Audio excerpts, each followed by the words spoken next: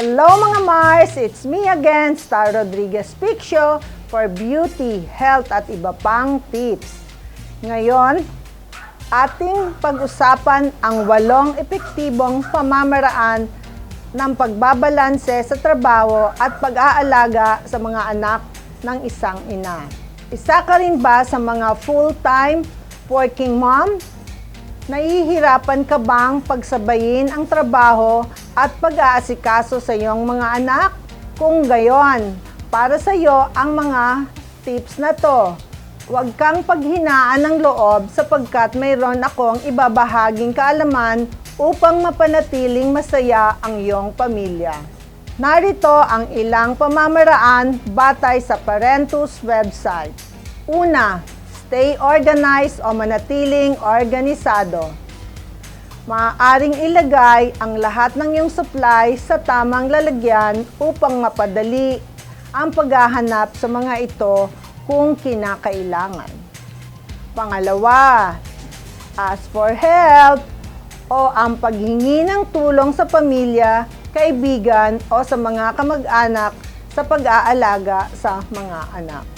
Ngunit, piliing mabuti kung sino ang dapat pagkatiwalaan dahil may pagkakataon na nabibiktima ang mga bata sa maling pagtrato at pag-aabuso.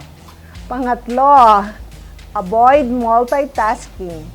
Ibigay ang 100% ng iyong sarili at atensyon sa oras ng trabaho at gayon din sa oras ng quality time kasama ang iyong mga anak. Gumawa ng plano para sa routines at habits na siyang makakatulong upang mapahusay ang iyong sarili sa trabaho at sa tahanan. Pang-apat, involve the kids. Ito naman ay ang pagtuturo sa mga anak na nasa hustong gulang na sa mga gawaing bahay. Ito ay paraan upang sila ay matuto at magamit nila ang mga natututunan sa kanilang paglaki. Panglima, use helpful time hacks. Iwasan ang mga bagay na nakakaubos ng iyong oras at lakas. Maaaring gamitin ang oras sa pagtawag sa mga anak upang sila ay kumustahin habang nakakommute. Pang-anim, get moving. Hindi lamang dapat sa trabaho o anak nakatuon ng iyong atensyon. Minsan ay magkaroon ka ng me time upang ma-refresh at ma-energize ang iyong isip at katawan.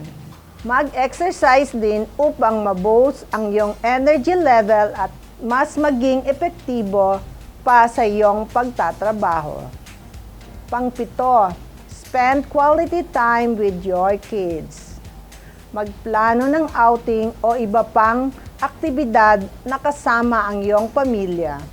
Katulad na lamang ng paglalakad sa mga parke para sa bonding time. Tanungin din ang mga bata sa kanilang gustong puntahan o gawin. Panghuli, remember you're only human. May mga pagkakataon na masaya at may mga pagkakataon naman na malungkot. Ngunit, huwag mong gawing responsibilidad ang lahat.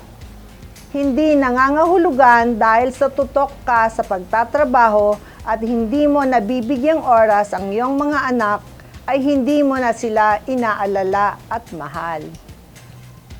Tandaan mo, napakahusay mong ina.